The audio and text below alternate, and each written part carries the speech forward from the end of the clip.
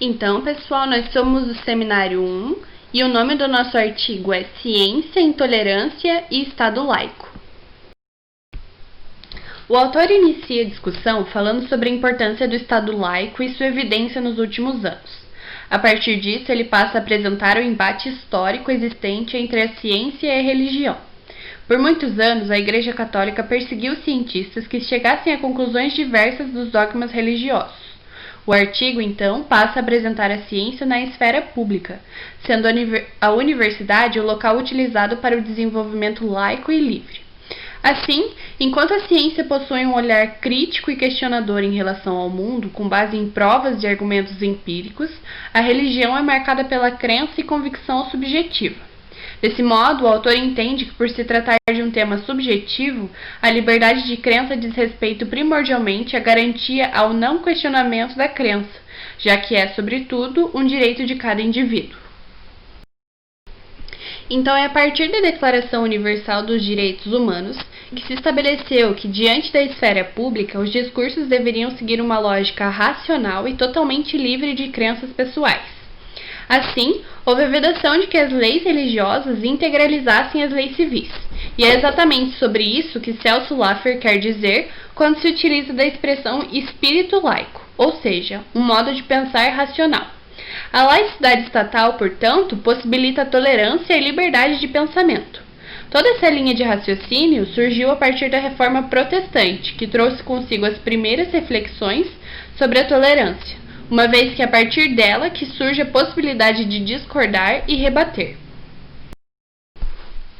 O autor apresenta ainda o horror resultante da intolerância vivida nos regimes totalitários do século XX.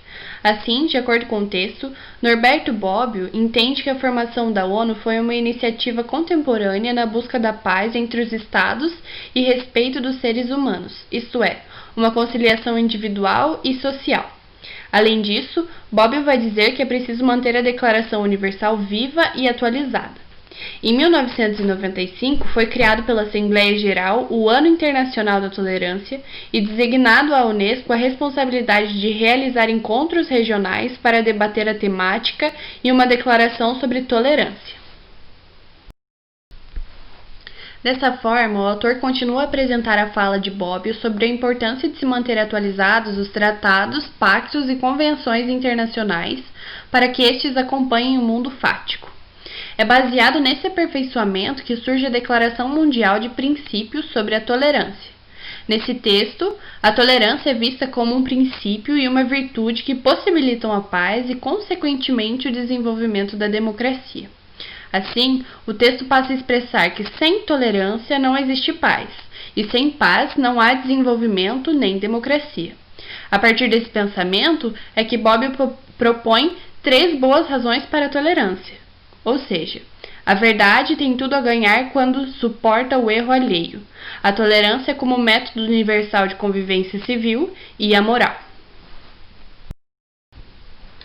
A forma como Bobbio analisou ajuda a entender a relação da tolerância com a ciência, e nesse sentido, como a ciência é própria da esfera pública, a busca pelo debate sempre vai depender da verdade, e as descobertas dos questionamentos. Nesse sentido, a ciência deve conter argumentos plausíveis. Por outro lado, na religião estabelecem-se dogmas, os quais os adeptos devem aceitar. Essas se organizam dentro das sociedades com sistemas próprios que impõem padrões de comportamento, estabelecendo linguagens e símbolos próprios.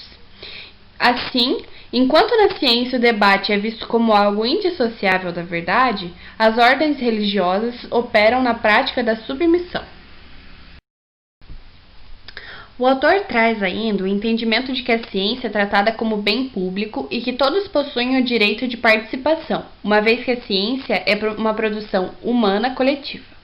Além disso, afirma que essa se constrói com embates de razões que, por sua vez, resultam em benefícios públicos.